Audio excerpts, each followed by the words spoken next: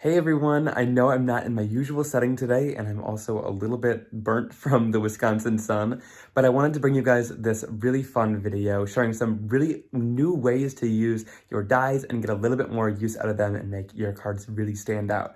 So I hope you guys enjoyed this video. My craft room is under construction right now. That's why I'm in a little bit of a different area, but I can't wait to share it with you all soon. All right, let's get into the video.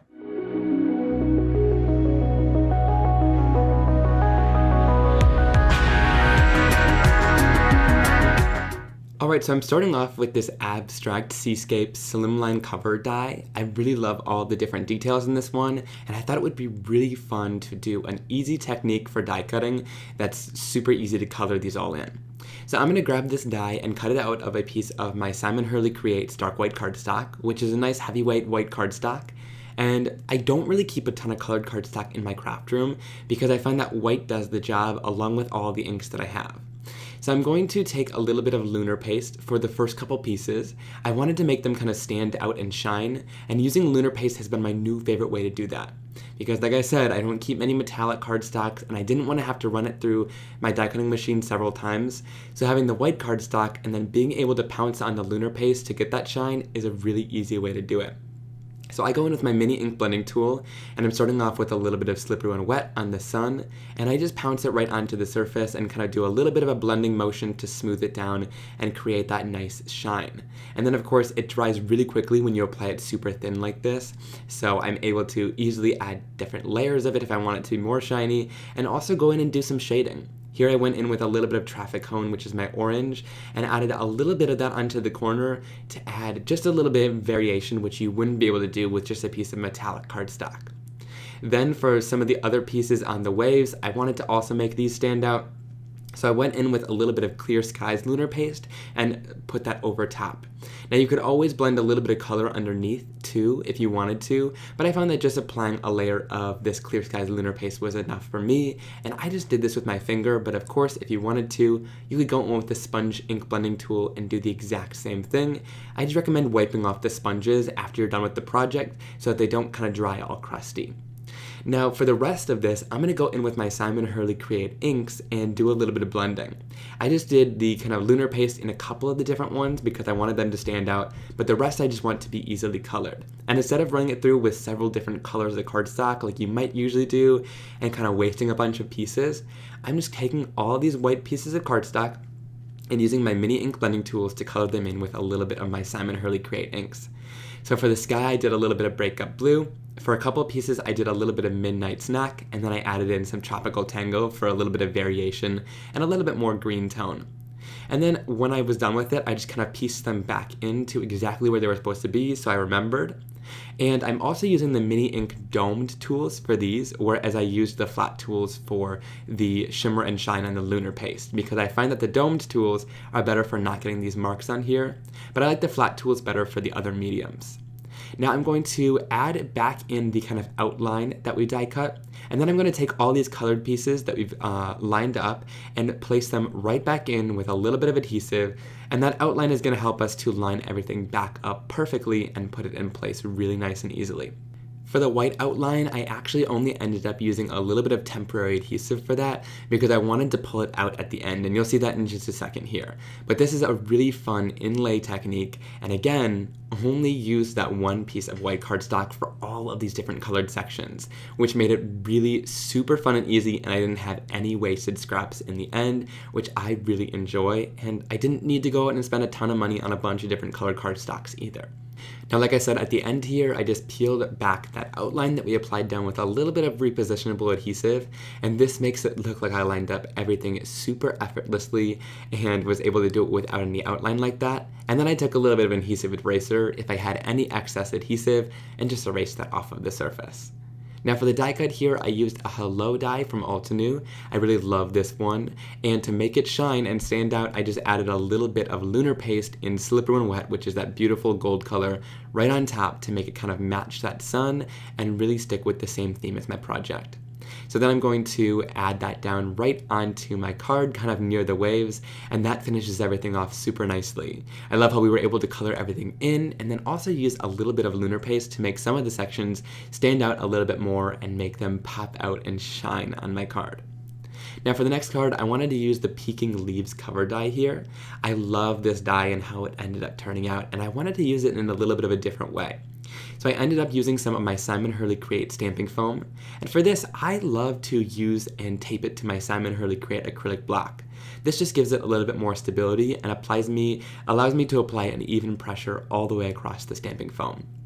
So I'm going to heat that up for about 10 to 15 seconds with my heat tool, keeping it evenly moving around the surface.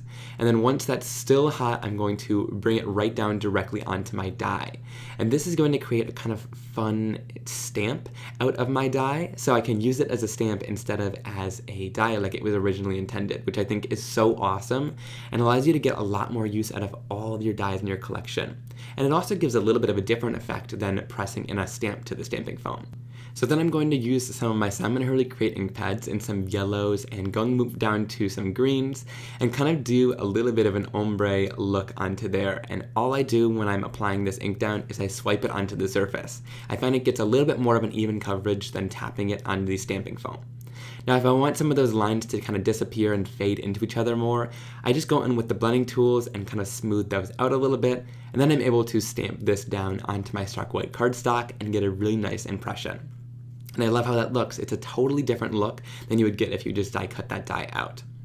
Now then, I went in with a little bit of Lunar paste in that slippery when wet color, and I wanted to just use my finger here because I wanted to only do the area with the leaves, but if you wanted a full coverage across the whole thing, you could use a brayer as well. And I just really lightly went over top of the surface to just hit those raised areas on that stamping foam. And this is going to allow me to kind of stamp this down onto the surface as well. So I'm going to go in here, line that right back up. It's really easy to line up since it's just a rectangle. It just takes a second or two to look over top, and then give it some good pressure to make sure that that Lunar paste is going to transfer down onto our project. And then anywhere in those raised areas on the leaves that we applied down, it gives that really beautiful gold Lunar paste shine. And to clean that off, it's super simple. I just spray it with lots of water while it's still wet and wipe it off with a rag or a paper towel to clean it super nice and easily. Then I'm going to apply that background down onto a piece of green colored cardstock, and it just says, "You make me smile" as a sentiment. I love that one from a different Altenew stamp set, and I think it finished off the card really nicely. But using your dies with the stamping foam is a totally cool way to get a brand new look from it, which I love. Now I'm going to go in with this MOROCCAN lattice cover die. I thought this one was super cool, and I wanted to use it as a stencil. Now I wanted to share kind of how to cut your own stencil and then get kind of a 2-for-1 card out of it. So I'm going to cut it out of some white cardstock and tape it down over some black cardstock here because I wanted to use some Lunar paste and show you how it works on the black colored cardstock. So I'm going in with a little bit of Slippery When Wet, Later Gator, and Clear Skies Lunar paste, and again using my ink blending tools. And all I'm going to do is dip it into my Lunar paste and then go right over top of the surface and use it in a blending motion almost like I would an ink, except it's going to stand out really beautifully onto this black colored cardstock. Now of course you could add this along down with a texture paste and palette knife to get kind of a thicker effect with the texture paste, but I decided that I wanted to apply it with just the blending tool because it dries so super fast and still gives a really beautiful coverage without a lot of texture on the surface. So it just depends what kind of look you want, but as I was kind of smoothing this over top, it also covers that white cardstock, and instead of it being like a plasticky surface where you wipe it off, I'm going to peel this off the surface and we get 2 different backgrounds from it. One on that black cardstock, which I think is so stunning and really shines, and then one on the white cardstock, which gives us a whole other card, which I will use in another card in the future, but I wanted to share that you could totally make your own stencils with these dies and get a 2-for-1 card. Now to finish off this card, I'm using the Scalloped Flowers 3D embossing folder from Altenew. I love this one to add a little bit of texture and dimension to make a focal point, and I'm just going to stick my stark white cardstock right into here, close it down, and run that through my die cutting machine. Now once that's all done, I'm just going to take a little bit of Lunar paste on my sponges, and in fact I'm just using the excess Lunar paste that was already on the sponges, and go in and kind of touch on the surface of these to do a little bit of blending and add some color down onto the embossing. Now I'm going to do it a little bit lightly so that it really just hits the kind of highlights or those upper areas of the embossing folder, but I'm just going in with several colors of the Lunar paste to kind of finish this off and give it a beautiful iridescent shine onto my surface. Then I'm going to go in with my Fiskars and scissors. These are my Spring Assist scissors, and I use these to get into all these small little details. I find that they're the best for cutting. But a lot of people don't think to cut out their embossing folders to make it kind of this really awesome focal point. So I thought to do that with this flower, and I thought that it created just this stunning focal point on my card today. So to finish it off, I'm going to use the All About You word die set that just came out as well. I love this one, and I love all of the really awesome simple words that you can use together to create some sentiments. Here I used the amazing word and the shadow die, and again, instead of cutting it out of colored cardstock, which I totally could have, I wanted to stick it with some white cardstock and use some inks, in this case Midnight Snack, to color in that shadow to give it a little bit of pop of color onto the surface there. Then I added the amazing down with a little bit of adhesive onto that shadow die, and then I added it all onto the card together to finish it all off.